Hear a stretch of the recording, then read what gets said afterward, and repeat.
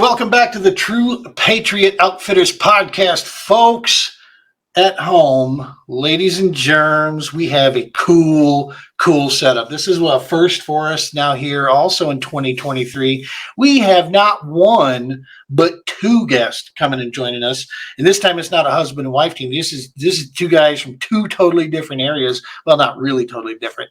We have with us two of the Midwest top anglers that you're going to find on just about any trail that's out there, and more than the Midwest. These are two guys that are the I don't know. They're the example of what hard ass work does for anglers out there. These guys have full-time jobs. They have full families at home, but yet they travel around the country on the All American Kayak Series, the BASS Series, and they compete with some of the best anglers in the country, and they hold their own in and out each time. And that's why I had the pleasure of meeting these guys on the All American last year. And I knew from about 30 seconds in of listening to them talk, we got to get them on the podcast sooner or later. So we have these two guys joining us here tonight. We're going to talk about all kinds of cool fishing stuff here. Ladies and gentlemen, welcome to the show, Mr. Jeremy Brandes and Mr. Tim Gurley. Gentlemen, welcome to the podcast. Glad to be here. Are you guys freezing in Iowa out there, or as much as we are, or how bad is it? It's not too bad right now. It's like 28. So, speak for yourself. I was gonna say, I'm originally from the South. Anything below 50 is way too cold. Anytime I see snow, dude, I'm like, okay, no, gotta move. Yeah, it's snowing right now, but yeah, it's only a few degrees below freezing. So I spent, I was technically born in Minnesota. I spent the last, 10 years in Minnesota. I've been back home here in Colorado for a couple of years. And yeah, man, the older I get, dude, that snow thing, y'all can keep it. I don't know. I used to say snow is cool till after Christmas. I'll decorate a palm tree, dude. I think I'm all right with that. Sure. Well, listen, guys, I appreciate you guys coming on board here. This is kind of our those of us that live in these type of climates we have, if we have an off season, this is our admin time season.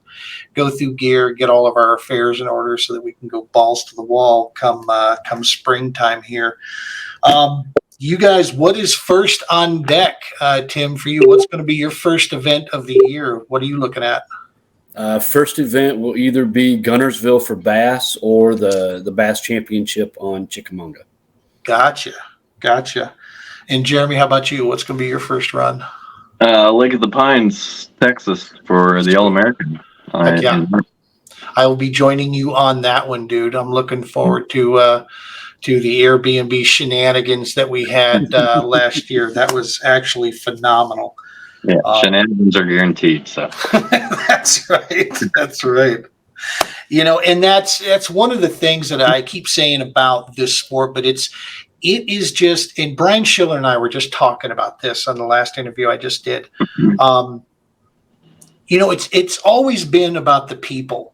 In all honesty, it's like no matter in the fishing scene, but man, at the kayak level, it's just amplified because I'll be honest, I've not met a douchebag really yet. I mean, out there in the in the competitive field, I'm sure they exist, right? But I've not encountered one yet, out there.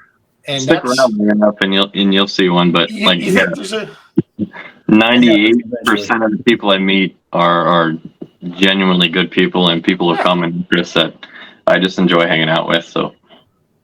Well, and it's sharing information. It's making sure each other are doing all right, out there. If you need, shit, Jay, you bailed me out. I tore that Nebraska and South Dakota apart looking for those, by God, those Z-Man long ass the big turds.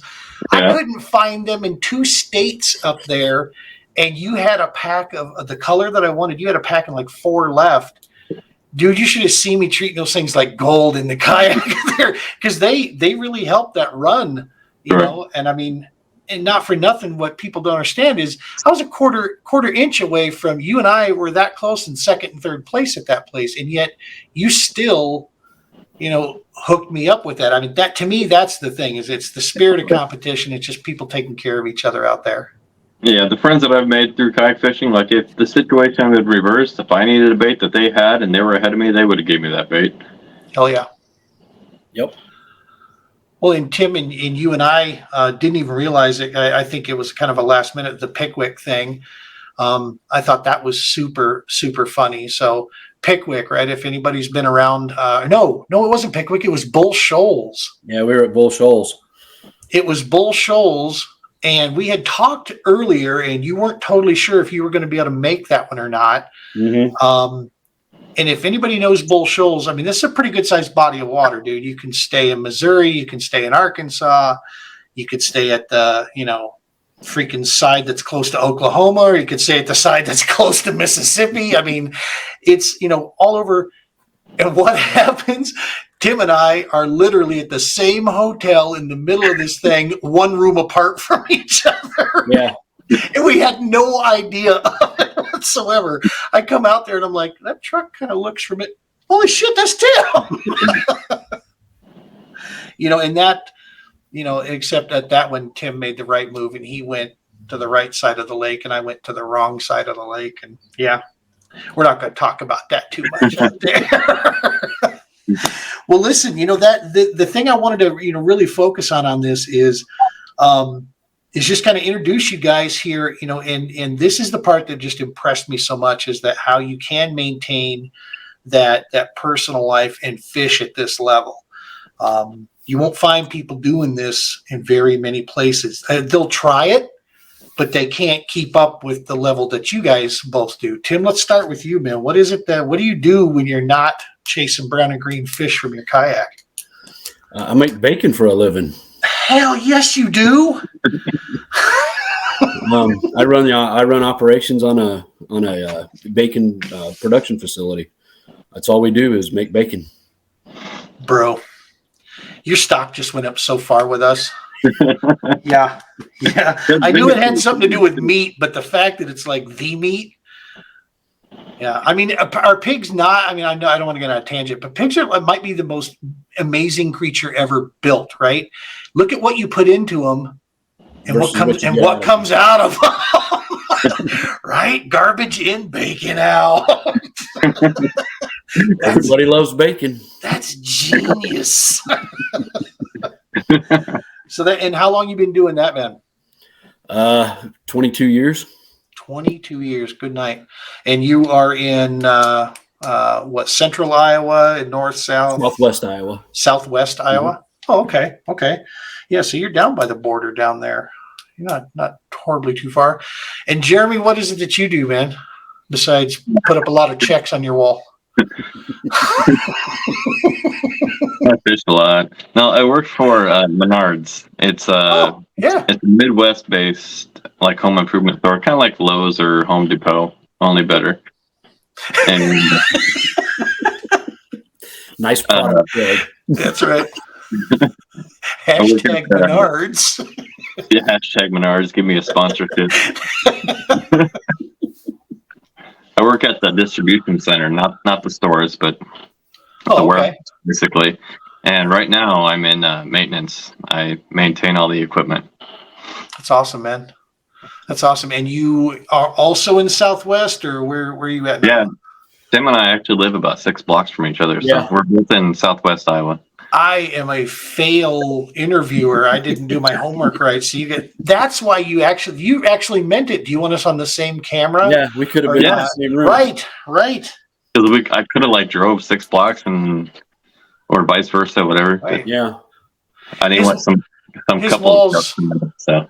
Yeah. Well, I said it. We've had couples before on the quickly. Tim's like, stay right where you're at. We're close, but not that close. Yep. You're only a little spoon close. That's it. That's right. Stop it. That's right. Now, do you guys both have kids at home? I do. You do, Tim? I do not. Oh, okay. My kids are all grown up and moved out. Nice. He's old. Yeah, so I'm with you, brother. I've got a 20-year-old who's in college. He's a college hockey player now, and he still He actually is he's my neckbeard in the basement, but he's got a full-time job. He plays college hockey and he's going to school. So he's not really a neckbeard. I can't give him too much crap, but yeah, I'm with you. Mine. How old, what are we in middle school, Jeremy? Middle school, high school? Where are they at? Middle school and elementary. I got a 12-year-old and an 11-year-old. So they're still on that borderline fun stage. They're about to get really not fun. Don't worry. Well, it's coming. They're at the age where they can watch themselves for the most part, but you don't really trust what they're doing. And it's too quiet in there. It's too quiet in there. Something's going wrong. Yeah. I was that age once. I remember. That's right. So the reason I'm asking this stuff is that I just want people to understand and appreciate the fact that they hear me talk about it. And when I bring other, guys that are in my same boat where this is what we do nonstop, they hear of the time commitment that's involved with this. And this is the part where I've said before, and so I'm trying to bridge this gap for folks that maybe don't understand what goes into this. The fact that you guys have that awesome support system at home, you have, families, full-time jobs that demand your time. Neither one of these jobs are the type of jobs that throw a ton of, time off at you. You're not there. Shit's not getting done. So you guys have, thankfully been where you've been for a while to earn that time off. Right. But instead of spending it doing other things like maybe taking a cruise or, getting sand, in places you don't want it, you're out there in your IYAK, chasing around the country, chasing it. And that to me is just phenomenal. I mean, bro, we don't get this time back, so that is, and to do it as successful as you guys do it, man, hats off, kudos. And you guys were absolutely hugely instrumental in helping me, nursemaid me through my rookie season, on the few couple events we had a chance to fish together with. Because kayak is a different world, dog. Either one of you guys ever fish out of the boat series and tournaments? I've never bass fished out of a boat, no. Wow, you're lucky. You're lucky. I can tell you, though, I was just thinking about this, and I asked myself the question: if somebody approaches you and says, "Here's your deal. I got you a dealership lined up. Here's your bass boat. Go chase it. Go against. Go back on the trail and go after it." No is my answer. I'll be honest with you. You're not getting me out of my kayak, dude. The only thing that's getting me out of my kayak is my body. If I can't get in there and keep it going, I love the competition. I love the experience. I mean, it's. Have you guys always kayak fished, or when did Tim start with? When did you first get into kayak fishing? I got tricked into this about 13 years ago. Tricked into, but I'm guessing by JB more than likely. No. Oh, actually, no. Okay. The girlfriend and my kids. Oh. But they wanted to do a float down a river, and that was close to the house. I was like, okay, let's do it. And so we went and floated. It's like, well, this is a lot of fun. And they're like, well, we should buy some of these. And it's like, well, I'm never buying anything that I can't fish out of, because we love fishing from the bank. Right. And they're like, well, we're glad you said that. And they were ready. They had pictures of all these different setups that people had back then of fishing kayaks. So we pulled the trigger and tried it. Wow. That's awesome. And little did they know what it was going to spur, right? Mm-hmm. That'll teach them. Yeah. And how about you, Jay? I don't know. I always grew up fishing from the bank, and I wanted to get on the water, but I didn't want to own a boat or deal with the hassle of a boat or the trailer. I just wanted something I could throw on the back of my truck. I actually built myself a plywood boat, and I used that for about a year. No kidding. Yeah, I could send you a picture later. Bodie McBoatface. I think that's taken. Number 2. And then, that's right. Junior. I used that for almost a year, but it was just too heavy to lug around by myself. So I finally broke down and bought a kayak, and then second time out, I fell in love with it, and that's all I've been doing since. That is hardcore. Oh, this is such good information here. I just wanted to get on the water, didn't win a boat. Well, I mean, flat out, I mean, have you guys always lived in that section of Iowa or different parts of Iowa when you were, kids growing up and fishing? I have. Tim's kind of a hillbilly, but Yeah. That's right. You said you're from down south. Where are you from, Tim? So I prefer to use the term Appalachian American now. Thank you. I'm originally from Asheville, North Carolina. So All right. I grew up fishing the waters around there a lot clearer than what they are around here. Right. Yeah, that, so where you guys are both from, I mean, there's lots of fishing opportunities for sure. I spent 10 years in Minnesota up there. I was in the worst part for fishing, though, the southeastern section. We're like the only section of the state down there that didn't have, X number of water. I always had to drive a couple hours to get to good fishing up there, but still, it's a lot of good offerings that's up in that Midwest section there for sure. And then of course the Appalachians. Holy Moses, there's some double digits down there running around for sure. That's awesome. The decision for both you guys to take this to the next level, was there a gateway fishing league that first got you in, or did you just jump in the deep end of the pool right out the gates? My first live event, I did some onlines, but my first live event was the KBF National Championship in 2018 down in Kentucky Lake in Tennessee. And that was kind of a big one for me because before I ever went to that event, I never really traveled that far away from home. I didn't have a reliable vehicle. I was more of a homebody, never got out, never did anything. So that was kind of a big turning point for me. And I blanked both days on that tournament, did not catch a single fish.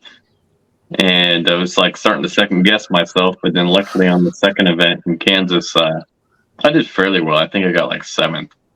And from there, it was like, if I had the time off and a reliable means to get to the destination, I was going to fish as many events as I could within a 12-hour radius of my house. And nice. Been doing that pretty much ever since. Dude, that opens up a lot of the country for you. You're in a good spot for that, for sure. Yeah. How about you, Tim? What was your gateway in? Oh, wait. That was a long time ago. There used to be a series that Marty Hughes put on called Kayak Palooza. Yep. So it was a multi-species event. So you had to catch bass, bluegill, catfish, crappie, and you got scored points based on inches, based on the species. Right. That's back when we were putting stickers on a gutter to lay the fish in and take a picture of it with a digital camera. That's awesome. Yeah, Marty's kind of a staple in our in the sport in general, but especially here in the Midwest. Mm-hmm. My best Marty Hughes story. So last year I'm a full-on rookie, right? The Wilson Lake where I met you guys. Mm-hmm. I got there Wednesday night. Stupid microburst storm comes through, annihilates my campground.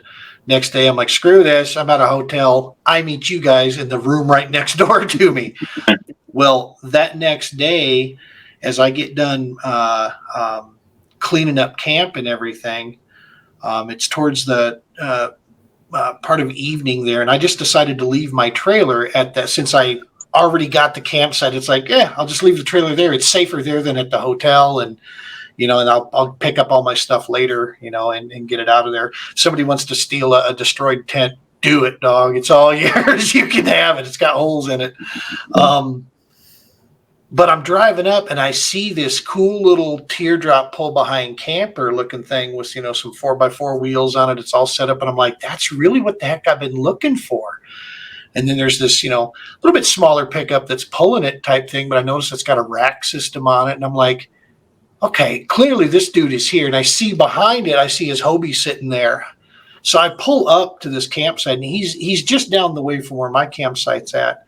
And I roll my window down like, hey man, you fishing the All American here? And he looks up from his picnic table and he's like, yeah, sure am. I'm like, do you mind if I come over and ask you a couple questions about your camper? He's like, no, come on over. So I park the truck and I get out and talk with him. Well, make a long story short, it's Marty. And this is my first introduction to him. we're talking about a few things. I share some of the stuff, we do with the Romans and the True Patriot Outfitter stuff. And he's like, that's awesome stuff. He goes, we should absolutely talk after this, and connect up on some stuff. And I'm like, clearly this guy's obviously been around, I had no idea how much Marty's been around and the level that Marty has batted at, and I'm like, he was just the most warm, welcoming, and sharing information with a rookie, no problem. Giving me tips, giving me advice here and there. Cause I think last year I walked around with a rookie written all over my face at every one of the events. Maybe, trying to launch my kayak backwards. That's usually a quick teller, right there. But no, that was my first introduction to meeting him. And obviously after looking up more of the history with him, was just really impressed. And again, goes to that thing about the people in our sport, man. They're awesome people. Oh yeah. Marty's one of those guys. Like, I don't know if he's sponsored or what he gets from Bass Pro, but he does like seminars for free about once a month at our local Bass Pro 30 miles from here. Yeah. And I've met him a couple of times. He's one of those guys that he's more than willing to share what he's learned. He's a wealth of information, and he's what I would define as like a true ambassador to the sport. Yeah. Through and through. And he's gone up against, gone to some pretty big stages too and fished, and does pretty dang well. I think if I remember right from our conversation, he was in education. He might have been a principal of a school somewhere. School in Auburn, Nebraska. Yeah, there you go.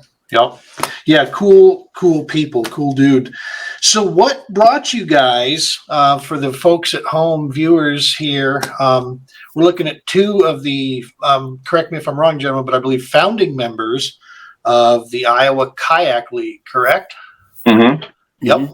And what led to that? That got you guys to start that thing up, Tim? Actually, it was Jeremy's idea and baby. Nice. It kind of piggybacked off a thing that started the year prior. Basically, we just wanted to provide more opportunity for new people to get involved in the tournament scene without investing a lot of money or traveling a long distance. Travel, right? We made online tournaments once a week for like a $10 entry, I think is what it started out as. You can fish any public water in Iowa, trying to entice new people to maybe if they have some success in IKL, they'll start fishing live events or whatever. Or if they just have fun and just want to do it casually, it doesn't cost them more than $10. But sure. The initial goal was to get you out and teach you a new technique. Or even some of us people who have been doing this for a while, 3 or 4 years, it just motivates you to get off your butt and go out and fish some more. Mm-hmm. Mm-hmm. That was the original mindset, and I think it continues to be. I ran it last year, or not last year, 2021 technically, and then I handed it off to Tim and Carrie to run it last year, and I hope they're running it again this year. We haven't really discussed it. Yeah, we have. We're great at procrastinating a schedule for IKL. But that's the mindset. Cheap, fun, affordable, online, convenient, very laid back and casual, very informal. And it's just as a way to introduce people to the tournament scene, get them involved in the kayak fishing series. Well, I think it's a great thing too to introduce them to the catch photo release world that we live in. Oh yeah, which we're starting to see. Our CPW here is actually making waves now with a lot of the local bass clubs out here, because they are going to. I think it's coming. If it's not in full swing this year, I'm not sure how it's all going to play out, but it looks like by 2024, even our bass boat leagues out here are going to be catch wave release immediately. And no longer doing live weigh-ins and such. And I've said this for many years that, like the MLF or not, they're on the tip of the spear of where, fisheries management is going to eventually go. One of the things I'm very proud about with us in the kayak world is, shit, dude, we've been doing this from the start. We're low impact on the fisheries that we fish. We don't leave much of a trace that we were there, type thing. So that's a cool thing for folks to. Now, do you guys use Tourney X with that? Is that what you use? So on the weekly leagues, we actually just submit our photos over Facebook. It's very casual. Oh wow. Yep. Yeah. And like Tim and Carrie and myself will all judge it. So you have 3 people looking at it. We try to uphold the same rules as Bass, although we're fairly lenient. But for the most part, Tourney X would charge another $5 per angler, so we want to keep it cheap. Oh. That's why we do it over Facebook. They do like a weekend challenge every other month. It's like 48-hour weekend challenge, and something like that, or the entry fee is a little higher. That we will do over Tourney X. Right. So you have a little more better tracking system of where the angler was located and whatnot. Right, beyond just the geotag of the picture itself. Yeah. But as far as the weekend or the weekday league night, there's what, $60-$80 to first place. Yeah.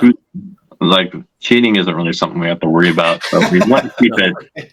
We want to keep it very informal and mostly fun. Dude, I think that's awesome, man, because it's that grassroots piece. That's what started, right? You guys both talked about fishing from the bank, I remember it was probably 8th grade. It was 8th grade was the first time I ever caught a fish on an artificial lure.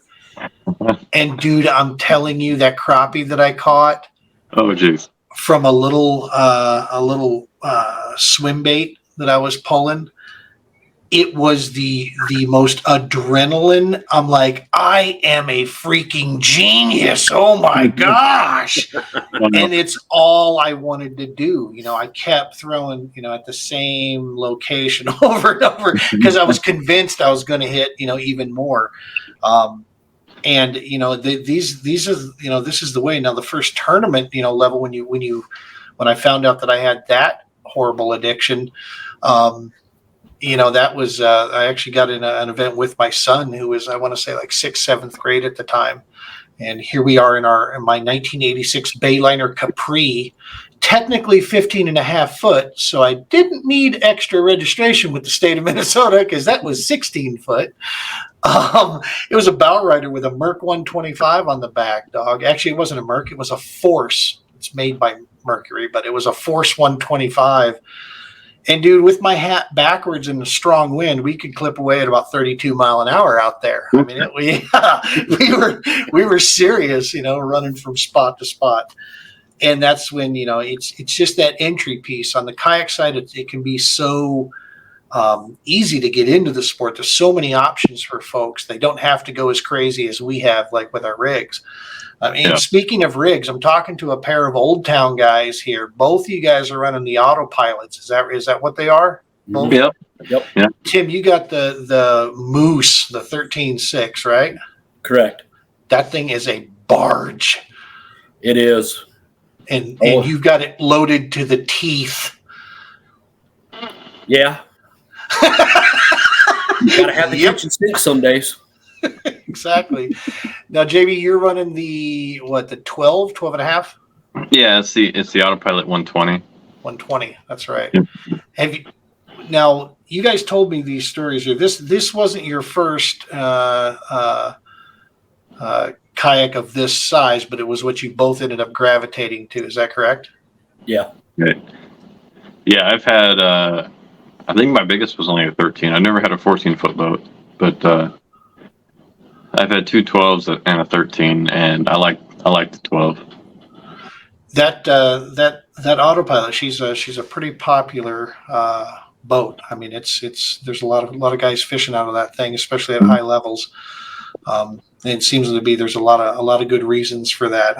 I was, when we were at that hotel, I got a chance to check out a lot of your guys' setup there, and it's an impressive rig for sure. Have you guys always been motorized, or is that something you also graduated to? No, the autopilot's my first motorized kayak. I had a Hobie Outback that I tried to get a water snake motor through the pedal. It worked pretty well, but that's my first official motorized kayak. The autopilot. I had a Hobie Outback too. I didn't use a water snake, but I had an old Minn Kota Endura that we rigged onto it. Nice. And when you say rig, you mean where the pedal drive goes through it? You guys worked out a bracket or something there to run it through that, or did you hook it on the side or transom or something? Well, when you bought an Outback, it came with like a plug. In case you ever wanted to paddle it, you could plug your pedal drive. Okay. And if you drill a hole through that plug and run your motor shaft through it, you can put a motor in it. That's awesome. Yeah. And how it's sturdy enough to hold the torque of it there? No. We discovered this after the hole was drilled. Yep. The torque of a 12 foot-pound thrust water snake, you got to be careful. I only used it when I knew I was in like clear, clean water. I wasn't going to hit anything. Right. And even then, I used it like twice. And then when I sold that boat, I gave it away with the kayak. Nice. And the custom fitting, of course. Custom fitting, yeah. Awesome. Good stuff. And Tim and I were talking about this. You guys are both running trailers out there. I ran trailer for half a season. A lot of good that comes with the trailer. I totally dig. A lot of the benefits coming with that. I'm thinking I've got a trailer situation where I've got some weird trailer tire wear that's taking place that I have no idea why it would be doing that yet. And so that kind of forced my hand. For the first half of this season, I'm going to go back to just running out of the back of my truck again. But like with Tim and I were talking, with the new canoe, with the Unlimited, she's a big kayak, very stable, but it's also not very heavy. I mean, my dry weight's like under 90 pounds, it's like 85 pounds or whatever. Yeah. So it gives me that ability to get that thing into the back of the pickup there. I just have to get it to the water and then load it up. I do like the aspect of being able to just gear out on that trailer and then boop, kick her off right into the water. That is a pretty handy setup from that. I prefer to use my trailer, especially if I'm local, just because it makes like launching and offloading so much easier. You're out of everybody's way. You can rig your stuff on top of your trailer, back it into the water, drop it in, get out of everybody's way in like 2 minutes. Exactly. But it's just another pair of wheels, another set of axles to worry about. And on longer trips, I kind of get a little nervous about it. So I'm going to start this year without my trailer, but the local events, I'll be pulling them around. That's what we're going to do. I'm going to, for all my local stuff here, I'll use the trailer because I'll have a few kayaks with me then. But yeah. For that odd wearing, try letting some of the air out of your tires. Don't run it full. Because that's the weird thing, that it's wearing, and I know that they were filled to the max PSI. They were not overinflated. The reason I know this is because when I bought it, it had that weird center wear on the tires. So I redid all the hubs completely, all seals, all new hubs, complete, cleaned them all out, replaced all that. And I bought new tires for the thing. I got about 3,000 miles on it, and the tires are worn out, gone now. And it's right in the center, like it's overinflated. The only thing I can think is that I got a pair of kayaks that don't even come close to the weight of one jet ski, and this thing is a dual jet ski. So maybe there's just not enough weight on the trailer. And yeah, so maybe I do need to drop the air down just a little bit. Yeah, you'll find it helps with the bounciness on that trailer too. Yep, it is. They do get rocked around. Yeah, we might test them out. I think the tire shop's going to work with me on these here, because that Bull Shoals trip I took, I drove down there back. I did a Pickwick and back, and a few local things around here, and my tires are gone. They're not safe to run on right now. Just that little bit. My first pair lasted me like 2 years, and I got like 10 to 12,000 miles on them. Luckily, trailer tires and trailer bearings are so cheap that just for the peace of mind, I would go ahead and replace them every year. Yeah, and then not worry about it. I would like to get some bigger tires, some more robust, maybe like, I don't know, 13s or something on there, more of like a car radial. I would really like to put some of those on, but the hubs themselves, I'd have to swap all that stuff out too, just to even try to get close to that. But at any rate, so we've got the IKO that you guys run, All American Kayak Series. This is where I met you guys. Tim, I know you also fish a lot of the bass events as well. By the way, absolutely, I was looking down through, and I know several of these guys that are on the Bassmaster Classic list of qualification. Congratulations, dog! If you haven't heard that yet, are you going to be able to make the Classic down there? That's awesome. That is awesome, man. I've said this before. And you guys know, and everybody who knows me knows, I love the All American. Okay, and I know the potential where that's going. But if I'm just approaching this from a business standpoint, there is no organization in the pro game right now that has the potential reach that Bass does. Okay, Bass is the big name. People that don't even know fishing know what that Bass logo is. They've seen it somewhere. If they go all in, that's the big question: is when are they going to go all in? And they got potential, but they got to use it. Yeah, they got to stop dipping their toes in the water and get in here. And I'm hoping with Steve working there, they brought in now a guy who knows kayak fishing, and who's pretty well respected around the nation. So let's hope. I get the feeling he was kind of brought in late to the game for this season, so I'm hoping 2024 could look big for them. But at any rate, the point where I'm going is I still personally think that the Bassmaster Classic is the biggest stage that our sport currently has. With the numbers, the payouts, and the people reach, the Classic kind of is that. Now, Hobie, I get it. They got the money, and they got 150 guys every time going in there. But I say this with the utmost respect. That's a Hobie owner's tournament trail. Okay. that's what it is, dog. They handpick lakes that are set up for that gear. It'd be like saying, hey, come race in this race series, but you're only allowed to put a 350 engine block in your vehicle. You can't run a 351 or a 352. You got to only run the 350. That's a GM racing series is what that is. And that's how I feel about Hobie. Yes. Are some of the best anglers on the planet fishing that? Yep. Are they making more money than everybody? Yep. I'm not saying they're not smart. I'm just saying, the All American to me still has, the most diverse field out there, but I digress. The Bass Classic, dog. This is a big deal, man. This is a chance to really go there. You win or place well at a Bassmaster Kayak Classic, that name travels, and people pay attention to that because that's an awesome stage to be at. That's me handing it to you, Tim. Yeah. No, this will be the second time I've made it to Chickamauga where it's going to be held at this year. Nice. So last time I was there, I did well. It's how I qualified for the first Bassmaster Classic Championship was through Chick. So all right. A couple of new spots to check out, but I've kind of got the old spot that I was at before that I know I'm probably going to go to. And he's going through a Nico rig too. Damn right I am. Heck yeah. Nico all day, right? When you get confidence, since I had a chance when I was at Pickwick, the two guys I was staying with there, Josh Deal, dude is a threat. Any body of water he goes to, he has a shot at winning, that deal. And then his travel partner, who's always placing well, Dan Krispinski, old Captain Crispy. And old Captain Crispy, dog, he is all about that Ned rig. I'm out here. The two of us, our final day, we're just kind of fun fishing the final day of because we know we don't have a shot at it. So we launched at a place we'd not even practiced.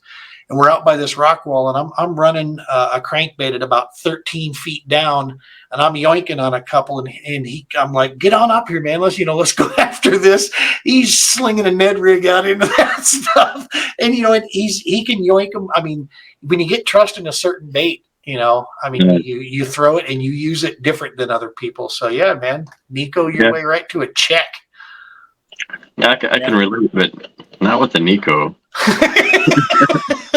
We know what Jeremy's throwing.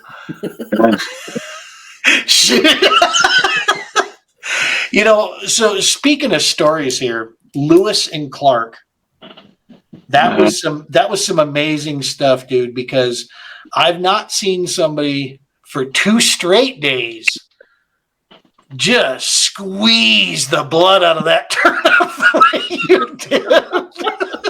I think you maybe put 50 yards of travel on your kayak the whole time. It was probably 100 yards from my launch to my spot,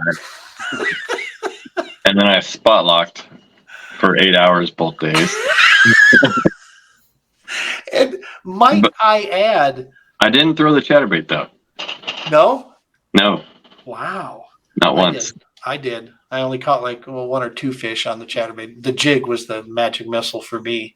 I finally found that, it came to us, right? That's what the fishing was tough, weird. And then by that second day, especially by about lunchtime, it was starting to fish like a river should fish. Mm-hmm. And that's when I found those cut banks and just started pitching a jig into the just gnarliest crap I could find. And it just went lights out, man. We made a charge. But no, dude, it should be said that prior to that, one of the last day of practice, I think it was, everybody gets up. I'm like one of the first out the gates, as I normally am. I don't sleep much, even when I'm not tournament fishing. So I had a 50-minute drive to get to my launch. I was like, man, whatever, I'll go. Yeah. So I take off. I come back kind of early.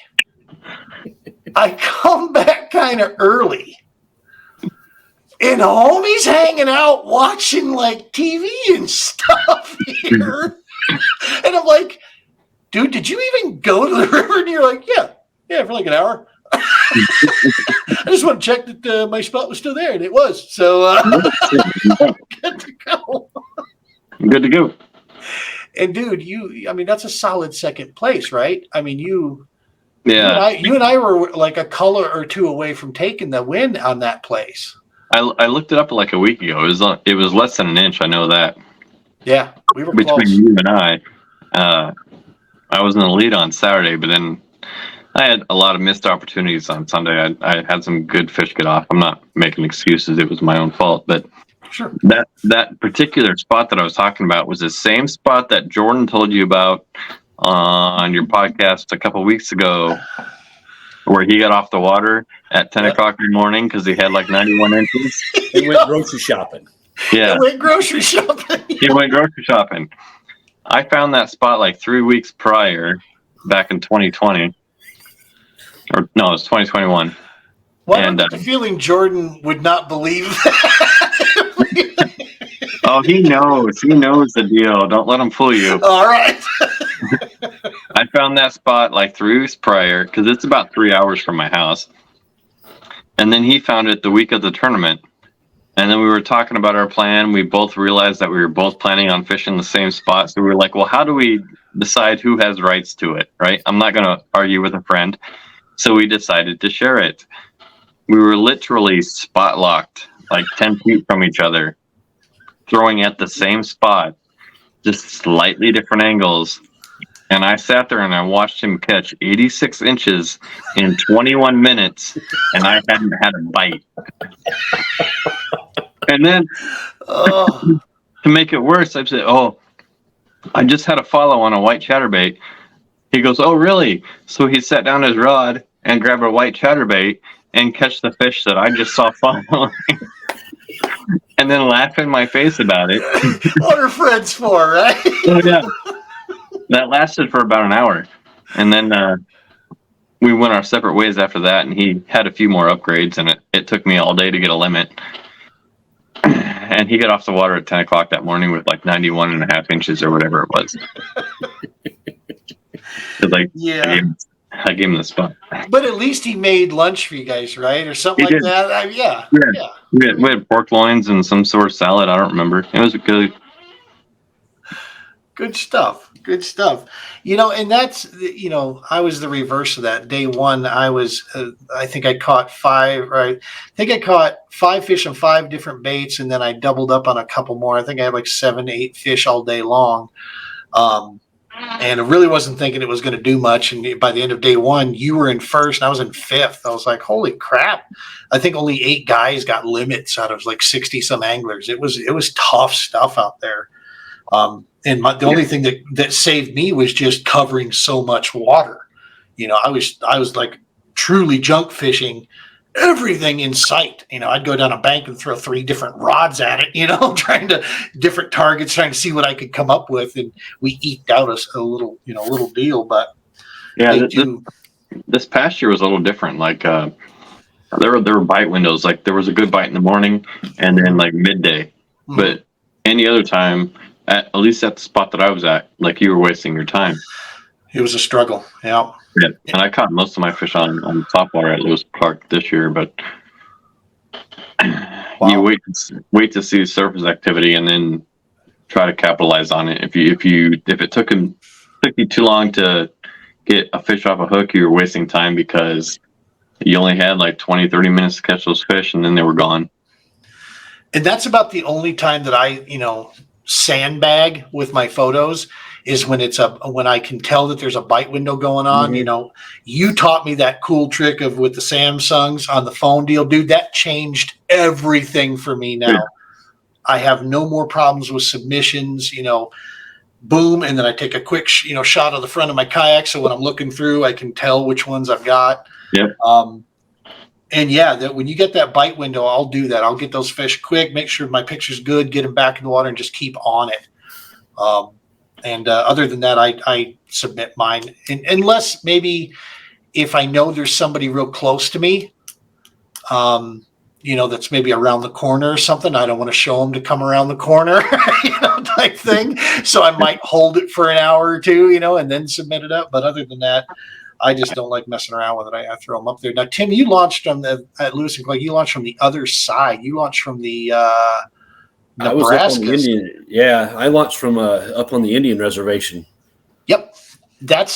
I don't know if you've seen it, but it's my most watched reel on Instagram. I threw a reel up that had a picture of a big front end loader that was on the boat ramp. And I put the caption up there. I guess I won't trailer up my kayak right now. I guess I'll just hang out.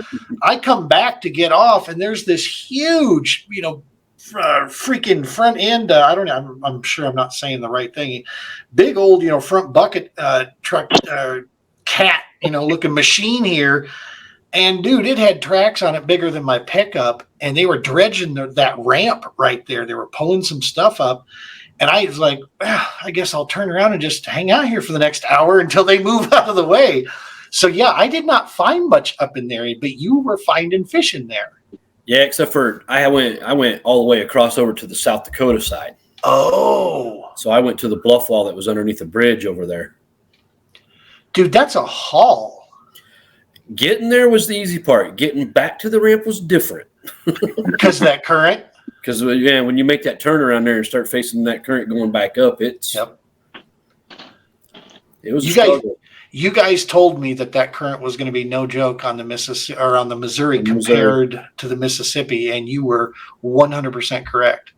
Yeah, that might have been the lowest I think I've ever taken my batteries down, just because of how much water I was covering and the fact that I was using anchor mode for so much. I went through 2 batteries both days. Oh wow! Holy Moses! When your spot lock is running 40% power just to maintain your spot. Yeah. Like how long can that last? I don't have a meter on my battery, and I have 120. But I know by the end of the day, I was definitely pushing the limit each day. Well, we were all charging our batteries out there by the a lot of us in the garage there, and it was taking a while to get them to come back. It was like, oh, hello. And my Amped Outdoors, man, they charge fast. That's one of the cool things I like about them. But we took them down for that one. Yeah, that current up at LC is no joke. Absolutely, and that's to me, that's the thing. The guy that won the thing is running out of a Hobie, no motor.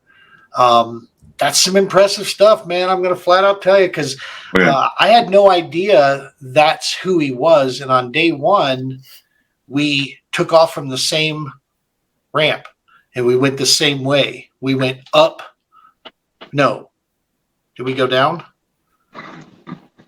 Yeah, we went into the current. Upstream is where we were going. And he pulled away from me. I had my motor guide. He's running leg power. He pulled away from me and left me, through that current. And I'm like, wow. you know, I'm sitting back there, you know, eating a bagel or whatever while I'm going, you know, and he's, you know, but he tore off, you know. Day 2, I still didn't realize that this was the guy in first place. And he and I chatted for a little while there because I think he was pacing himself till I peeled off and went into some backwaters and he went further up. But yeah, that was impressive stuff. And then at the end of the deal, I see him standing there and I'm like, holy crap, that's the dude. Okay, yeah. So 1, 2, and 3, we were all in the somewhat, you know, similar regional area up there. But we're not going there this year, man. So, well, some trails are, but not the All American. Yeah, Nebraska's club is going there. The Sticks. Yeah, I'd really like to join them, but that's the same weekend as the Minelands for All American. Right. I really want to go to the Minelands. Yeah, me too. Let's talk All American here. This schedule, Minelands, that is one that keeps popping up with a lot of folks. Dude, so I've never been in that neck of the woods, but looking from the satellite imagery, I'm thinking the trophy ought to be a banjo, because I'm betting we're going to run into a few out there. Maybe. Like, dude, how do you decide where to fish when there's 1,000 cuts that look the same? Yep. I went through, one of the things that I do is I pin boat ramps on my Google Earth. Okay, I've got a little pin that's my little symbol that tells me it's a boat. There's a boat ramp there. Yeah. I can't see the water because of all the stupid pins that are on because there's like 92 boat ramps that go into each one of these little things that we can get access to. And I'm telling you, there's a couple of those roads that don't have an outlet. They go way back in the woods, and then there's a farm. And I'm like, yeah, someone ain't coming home if they go down that road there. It's that Kansas. might be one of those tournaments where I don't bring the autopilot. I've got a Lynx also. That might be where I bring that one so I can get in and out of the truck real quick. Yeah, I mean, I'm for sure bringing my EPS motor, my transom mount 24. I'm not bringing that XI3 because I don't see any reason for that bulky bow mount. I want speed and something that I can go over 6 inches of water, and that's what that EPS Newport, you know, motor of mine can do for sure. But yeah, that one, you know, our club, our local bass club, literally changed one of our tournament dates so that we didn't conflict with that because there's guys here in Colorado that want to go to that. And I'm like, that's awesome, man. This is going to be a good event. I think we'll see some good numbers down there. But I hope a lot of people show up. And that's, yeah. So have you guys ever fished that down there yet? No. I think Wilson and Big Hill are the only lakes I've fished in Kansas, but yeah, that it's I mean, I know some of the Kansas folks that are going to be there are going to have the leg up as far as which areas. There is a legend out there. I'm going to spill the beans on this right now. There's a legend out there that gives you their numbers, the lake numbers, and it'll flat out tell you there's some of these that are considered to be trout ponds only. So don't even bother launching on it. So look up, if you go online and do some Googling, you'll find a lot of information on these places that have, each one of them is numbered by a certain number, and it'll show you kind of what's stocked, what's supposed to be there, what isn't. And that helps you kind of, I think, maybe eliminate some initial things for all of us coming in from, you know, so we're not completely behind the 8 ball to the locals. Yeah. Yeah. But yeah, that one should be pretty wild. The other one, man, the championship, Felsenthal Refuge. This thing looks like straight out of the swamps. Shoot him! Are we gonna be in gator country down there? Nah, no gators. Some guy was telling me he thinks Conway and Felsenthal both are gonna have gators in them. Levi? I don't know. Somebody said something on one of the Facebook posts. That said, yeah, we've got gators on the Mississippi up by La Crosse too. Those are usually, you know, retirees though that shouldn't be wearing half the stuff they are. I have never fished Arkansas. I'm looking forward to that one actually, but it's a cool section down there. Bull Shoals was beautiful. Driven through Arkansas several times, but never fished it. So we've been to Washita twice. Never been to Conway or fell in Saldo. Yep. Yeah, that refuge one down there. If it weren't the championship, and if that weren't for AOI, that was actually one I was gonna eliminate that one and put a different one on the schedule instead. But we got to have that one for AOI. So hopefully by then I'll have my concealed carry in, so I'll be ready for any gators. Things will be fine. And that way, reciprocity. Yeah, I don't have the high sidewalls that you boys do. You know what I'm saying? I am like the perfect gator chomp distance, on the side of my unlimited. I don't want to be that commercial. I wouldn't worry about the gator. It's actually, you guys are gonna laugh though, but the other day I started looking up when is mating season for gators because that's gonna be the worst time. They're gonna be aggressive. Yeah. But in Texas, no, actually, you got to worry about after the eggs have hatched. That's when they're the most aggressive. Yeah, no, I'm not about gators, y'all. That's just I lived in Florida as a kid. That's in fishing down there. Yes, I would love to get on some Florida strain, but from a kayak, I don't think so. I just don't think it doesn't drive me because I know what's in that water, man. I don't know if I'm that from a boat, sure, but I don't know. Between Mr. No Shoulders and Mr. Teeth, I'm just not playing with either one of those things out there, man. Yeah.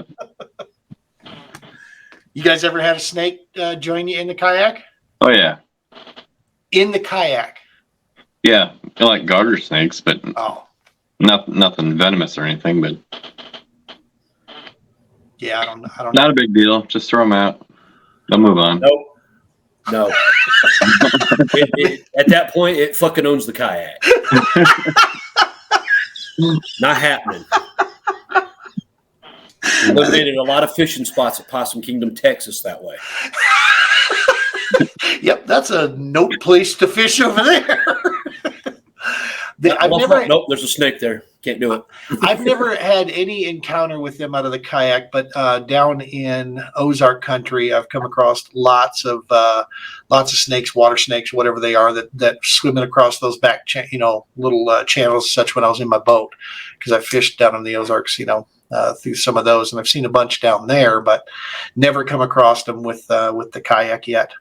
And so, yeah, I've got good rod blanks. I like fishing with big fishing poles, so it's okay. I'll beat the living. Yeah, oh yeah.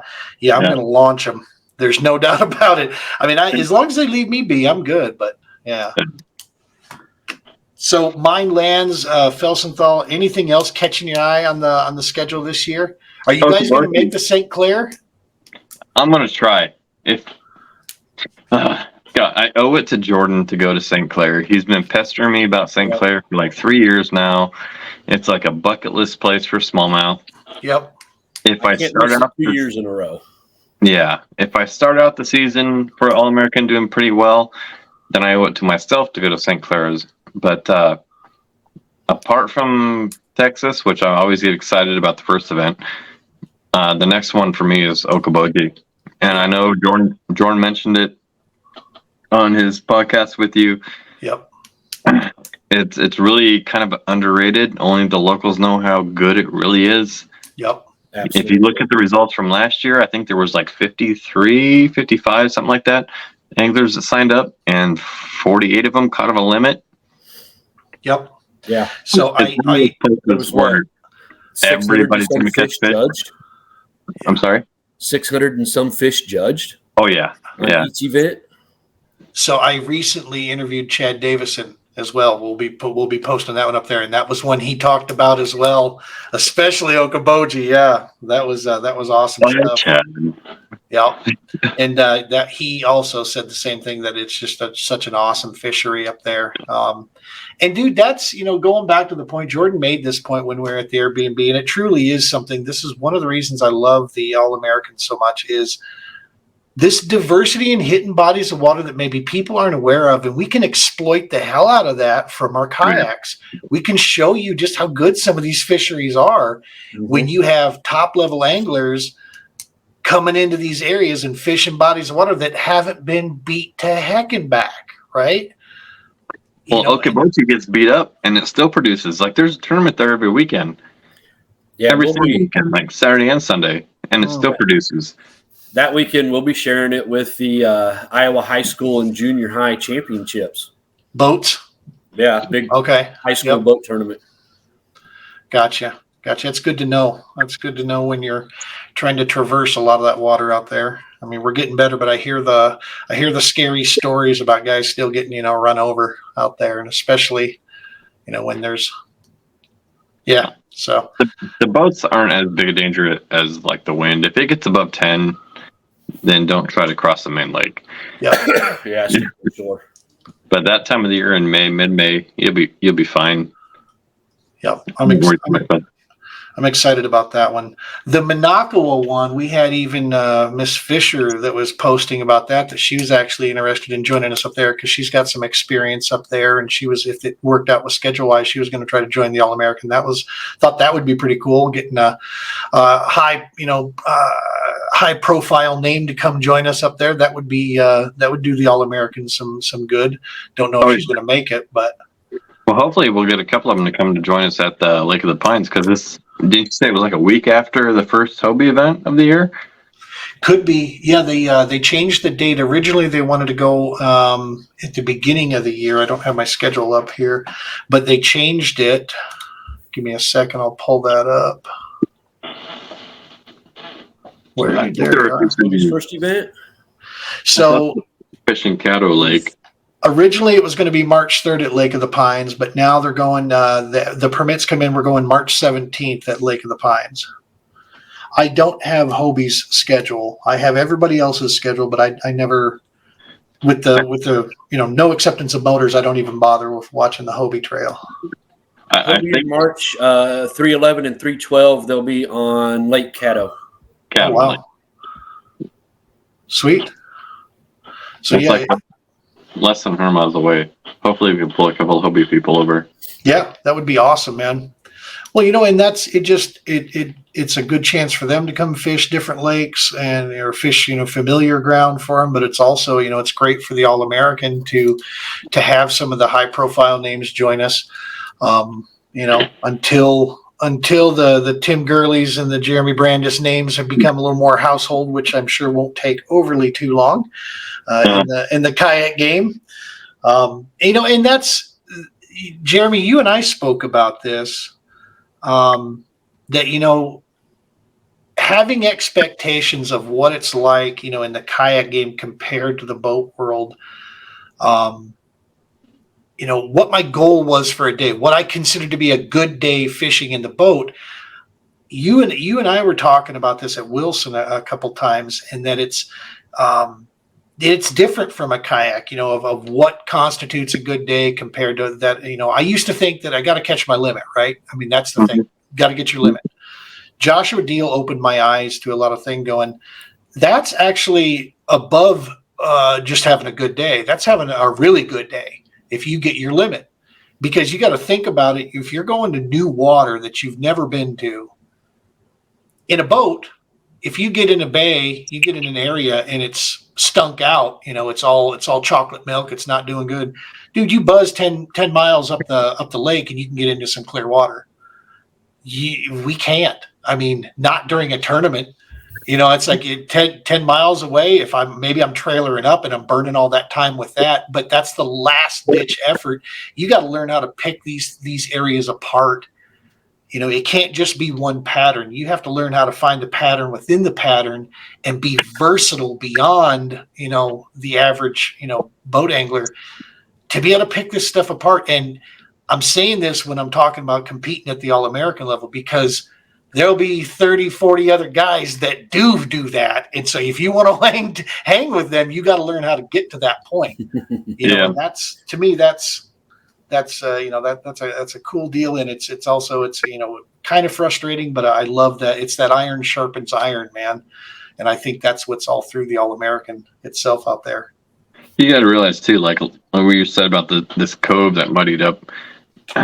It might be easier to fish clearer water, but that doesn't mean that the fish move 10 miles to clearer water. Right. The fish is still there. You just have to learn how to find them. Well, and that's, we learned that from early on, is that competitive kayak angling, the first thing I noticed about it is it exposed the deficiencies in my equipment and my techniques. It just, hello, you better get good, kid, because there's no room for error. In a boat, I can get away with things, and that's flat out the truth. You can walk into a nice hook set with a Carolina rig. Literally, I have walked from the front of my bass boat all the way back to the captain seat, reeling down a Carolina rig, for a hook set. And, I haven't figured out how to properly fish a Carolina rig from a kayak yet. Just, I don't have confidence that I'm gonna pin anything with it just yet. But yeah, it's things like that in reels. I had some old reels that I used to tout. Yeah, this thing's 3 seasons, 4 seasons old. Yeah, I don't use them anymore because from the kayak, I can't horse that thing out there. I need it to, be working proper. So if I buy a reel that lasts more than a year out of the kayak, then I'm going to buy another one because that's a good reel. Right. Absolutely.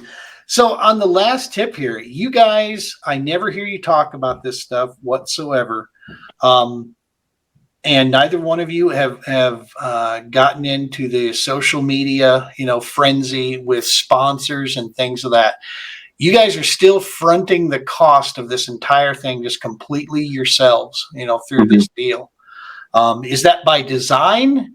Is that just not really actively worried about that stuff? Because if I'm a dude, which I am, who owns a company, I mean, obviously you were 2 guys that I would absolutely, my company just happens to be a nonprofit. So there's not a whole lot, we can do other than things like this. But I mean, you guys are hooked, man. I mean, flat out, just, I'm not, blowing wind up your skirts, but you guys compete everywhere you go. And so why is that? Well, I don't pursue a sponsor or a partnership or anything because I don't know. I feel like it's a return on investment. If people want you to promote their product in exchange for something I've never thrown before, I'm not going to sell myself out like that. Nope. I throw the same baits. Everybody knows what baits I throw that know me anyway. Yep. And what do they want in return? I mean, I don't think it's really worth it, in my opinion.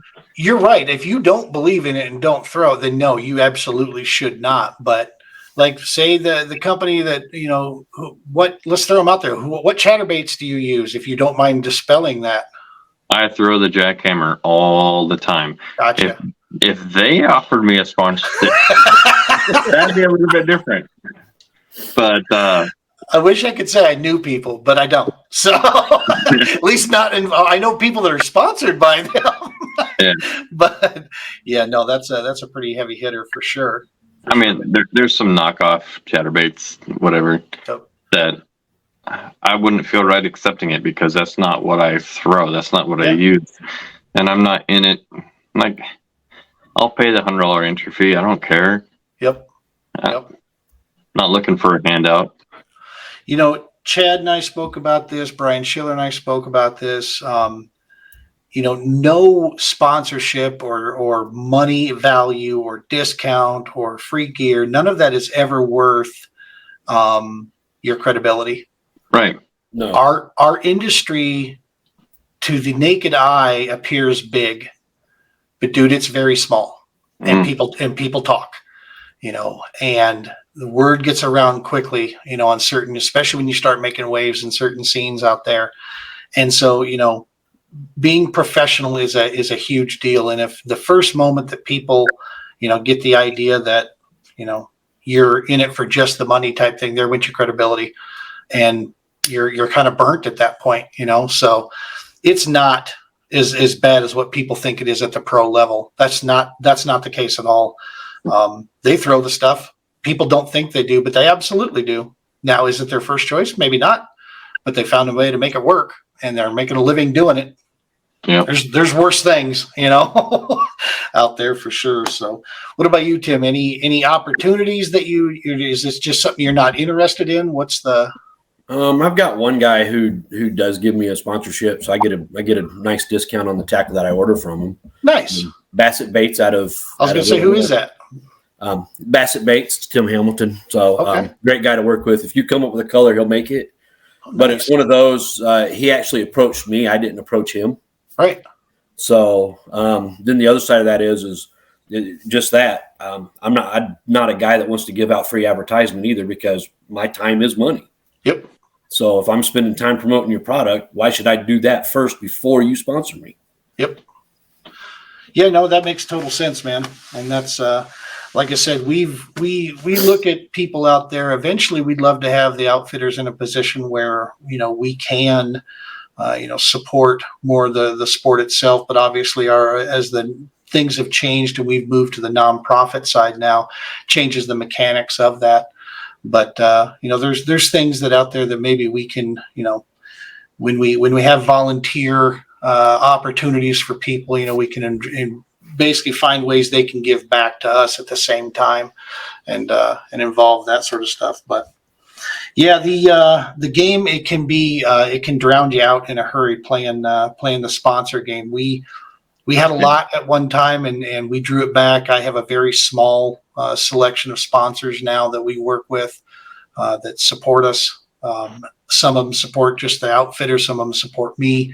And that's I do enjoy it being a lot smaller, just because, like you said, Tim, I mean, that's your name, man. You're putting next to it, and your time is money.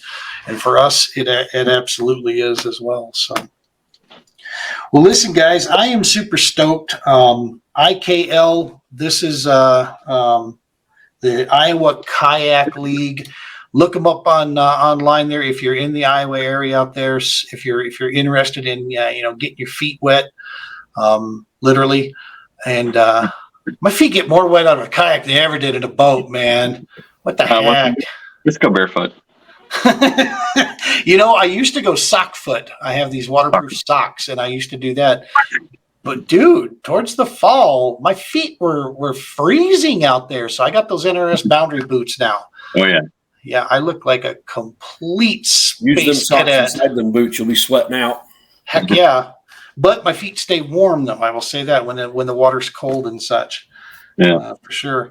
But yeah, if you're in the Iowa area, check them out there. Look through that, get you a nice low stress way, just to kind of check out what has got the bug that's bitten all of us in the tournament side of things.